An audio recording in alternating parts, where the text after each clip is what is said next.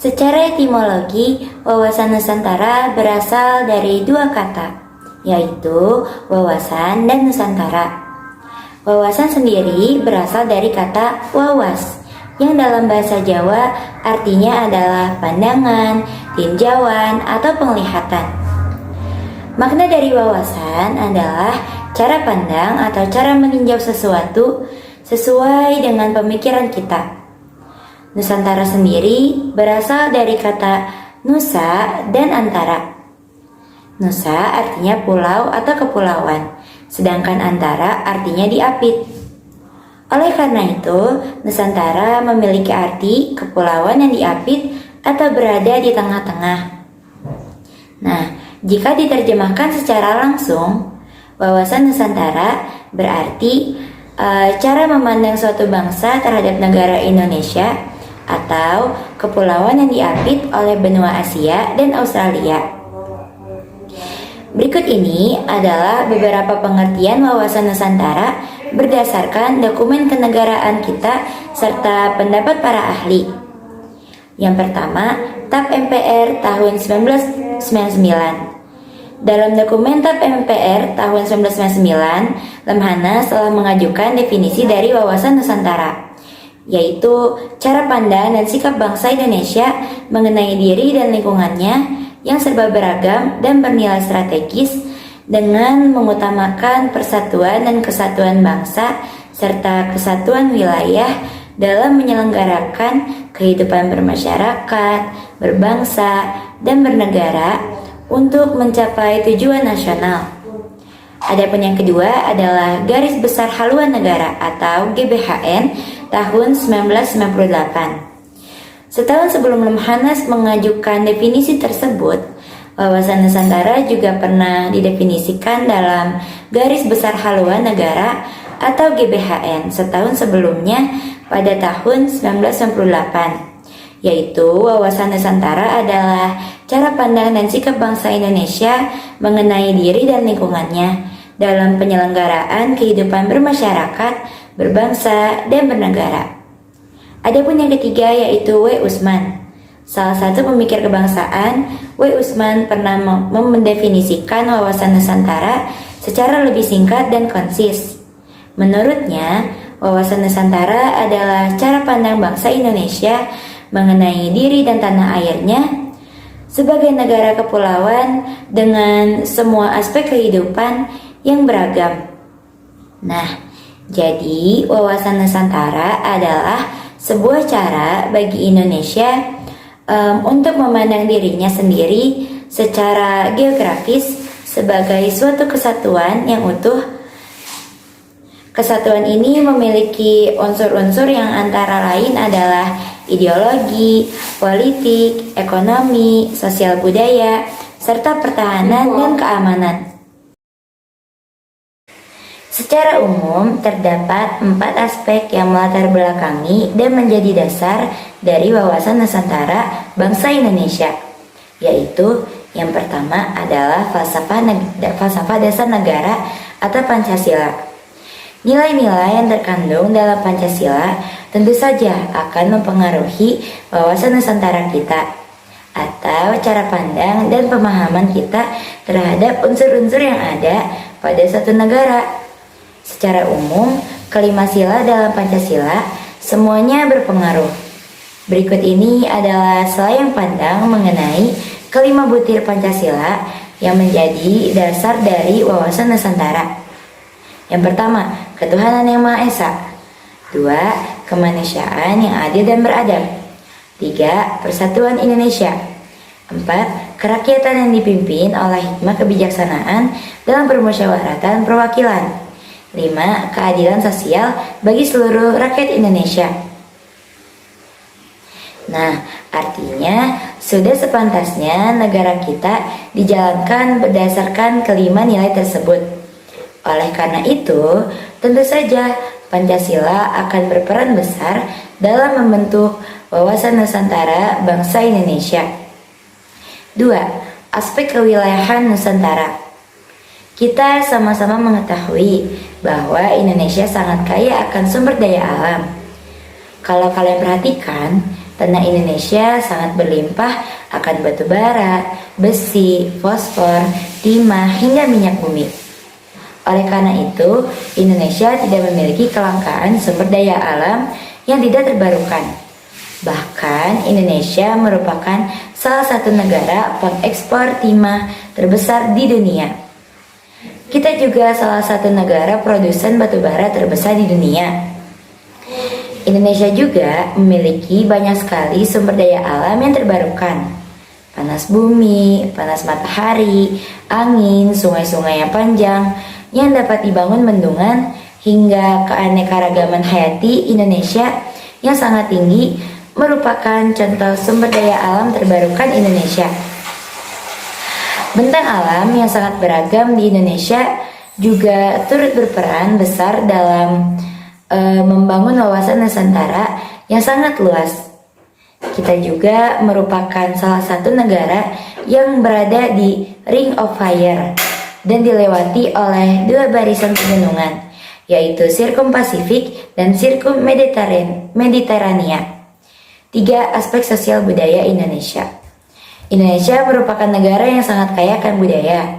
Saat ini kita memiliki ratusan suku dan budaya yang tinggal di bawah atap Negara Kesatuan Republik Indonesia. Seluruh budaya ini diakomodasi oleh semboyan nasional, yaitu Bhinneka Tunggal Ika, yang artinya meski berbeda-beda tetapi tetap satu. Nah, budaya tarian kita merupakan salah satu kekayaan budaya yang sangat berharga. Terdapat lebih dari 300 tarian tradisional Indonesia yang masih ada dan dilestarikan oleh masyarakat setempat. Selain itu, lagu-lagu daerah di Indonesia juga tidak kalah banyak loh. Terdapat ratusan lagu daerah yang dinyanyikan dengan menggunakan berbagai bahasa yang berbeda-beda oleh suku yang berbeda-beda. Indonesia juga memiliki keanekaragaman yang cukup tinggi. Terdapat puluhan bahkan ratusan agama yang ada di Indonesia. Mayoritasnya adalah agama lokal seperti Jawa Wiwitan ataupun kepercayaan lokal lainnya. Namun, Indonesia memiliki 6 agama besar yang diakui oleh pemerintah. 4. Aspek sejarah. Indonesia dan wilayah Nusantara memiliki sejarah yang sangat berwarna, mulai dari zaman kerajaan-kerajaan, penjajahan bangsa Eropa, perjuangan kemerdekaan, hingga zaman pasca kemerdekaan, yaitu sekarang. Pengalaman sejarah ini memberikan pemahaman kepada masyarakat Indonesia bahwa sangat berbahaya jika kita terpecah-pecah. Akan sangat mudah bagi bangsa lain untuk memecah belah dan menguasai satu persatu. Politik divide et impera yang dijalankan oleh VOC dan pemerintah kolonial Belanda masih cukup segar di ingatan para sejarawan dan pejuang kemerdekaan Indonesia. Kebutuhan untuk bersatu ini merupakan salah satu dari beberapa faktor yang membentuk wawasan Nusantara bangsa Indonesia sekarang ini. 1. Konsep persatuan dan kesatuan. Konsep tersebut mengandung makna bahwa adanya wawasan Nusantara bertujuan guna memperkuat nilai persatuan dan kesatuan antar suku bangsa di Indonesia. Warga Indonesia tidak usah mempermasalahkan perbedaan daerah, bahasa, serta suku untuk menjaga persatuan Indonesia juga demi mencapai tujuan nasional. Yang kedua adalah konsep kebangsaan. Konsep tersebut mengandung makna bahwa negara ini terdiri dari bermacam komponen bangsa atau suku. Terbentuknya Negara Kesatuan Indonesia ini juga sebab adanya kehendak serta perjuangan dari berbagai komponen warga Indonesia. Oleh karena itu, kita perlu untuk mengetahui tentang itu, serta berusaha untuk menjaga persatuan bangsa dengan meningkatkan nilai persatuan lewat wawasan Nusantara. Adapun yang ketiga adalah konsep Bhinneka Tunggal Ika. Bhinneka Tunggal Ika mengandung makna bahwa Indonesia memiliki beragam budaya dan masyarakat dengan latar belakang yang berbeda-beda. Semboyan itu bukan hanya suatu kata yang mudah dan ringan diucapkan, tapi pada dasarnya harus diwujudkan dengan baik. Yang keempat, konsep negara ketunggalan. Indonesia adalah negara kepulauan, di mana konsepnya adalah lautan yang ditaburi oleh pulau-pulau. Lautan pada dasarnya dapat dijadikan sebagai media persatuan. Pengetahuan mengenai Indonesia sebagai negara kepulauan serta maritim menjadi pembelajaran setiap warga Indonesia. Yang kelima, konsep geopolitik. Geopolitik mengandung makna mengajak semua komponen warga Indonesia untuk mempunyai pengetahuan dan persepsi tentang letak geografis Indonesia yang strategis. Letaknya yang strategis membuat Indonesia mendapat keuntungan dan beberapa ancaman dari luar. Oleh karena itu, semua komponen warga Indonesia harusnya memiliki rasa persatuan untuk menjaga keutuhan wilayah Indonesia. Bismillahirrahmanirrahim. Saya Nawal Nabilatul Azza ingin mempresentasikan tentang fungsi wawasan Nusantara. Wawasan Nusantara berfungsi sebagai pedoman, motivasi, dorongan, serta rambu-rambu. 4 hal tersebut digunakan untuk menentukan kebijaksanaan, keputusan, tindakan, dan perbuatan bagi penyelenggaraan negara di tingkat pusat maupun daerah bagi seluruh rakyat Indonesia dalam kehidupan bermasyarakat, berbangsa, dan bernegara. Adapun tujuan wawasan Nusantara adalah 1. Mewujudkan nasionalisme yang tinggi dalam segala aspek kehidupan rakyat Indonesia. Yang kedua, mengutamakan kepentingan nasional daripada kepentingan individu atau pribadi, kepentingan kelompok, daerah, suku bangsa, dan lain sebagainya. Akan tetapi, bukan berarti menghilangkan kepentingan kelompok, individu, daerah, suku bangsa, dan lain sebagainya, melainkan kepentingan tersebut tetap dihormati, diakui, dan dipenuhi selagi tidak bertentangan dengan kepentingan nasional maupun kepentingan masyarakat banyak. Lalu yang terakhir, untuk meningkatkan rasa, paham, dan semangat kebangsaan nasionalisme dalam jiwa bangsa Indonesia. Assalamualaikum warahmatullahi wabarakatuh. Perkenalkan, nama saya Najini Nayati Hamidah dengan NIM 12150200143. Saya akan melanjutkan presentasi dari materi sebelumnya, dan yang akan saya bahas adalah tentang pengertian geopolitik dan teori geopolitik. Geopolitik secara etimologi berasal dari bahasa Yunani, yaitu dari kata geo yang berarti bumi yang menjadi wilayah hidup. Sedangkan politik berasal dari kata polis yang berarti kesatuan masyarakat yang berdiri sendiri atau bernegara. Dan thea yang berarti urusan atau politik yang bermakna sebagai kepentingan umum warga negara suatu bangsa. Sebagai acuan bersama, geopolitik dimaknai sebagai ilmu penyelenggaraan negara yang setiap kebijakannya dikaitkan dengan masalah-masalah geografi, wilayah, atau tempat tinggal suatu bangsa. Teori-teori geopolitik. Yang pertama ada teori Friedrich Ratzel. Ia berpendapat bahwa negara itu seperti organisme yang hidup. Negara identik dengan ruangan yang ditempati oleh sekelompok masyarakat atau bangsa. Semakin luas ruang hidup, maka negara akan semakin bertahan, kuat, dan maju. Teori ini dikenal sebagai teori organisme atau teori biologis. Teori kedua yaitu teori Rudolf Gehlen. Ia menyatakan dengan tegas bahwa negara adalah suatu organisme, bukan hanya mirip. Negara adalah satuan dan sistem politik yang menyeluruh, yang meliputi bidang geopolitik, ekonomi politik, demopolitik, sosial politik, dan kratopolitik. Batas negara bersifat sementara karena bisa diperluas, dan strategi yang dilakukan adalah membangun kekuatan darat yang dilanjutkan dengan kekuatan laut. Yang ketiga, teori Karl Haushofer. Teori ini melanjutkan pandangan dari Lassalle dan Kejelen, terutama pada pandangan tentang Lebensraum, yaitu hak suatu bangsa atas ruang hidup untuk dapat menjalin kesejahteraan dan keamanannya, dan juga paham ekspansionisme.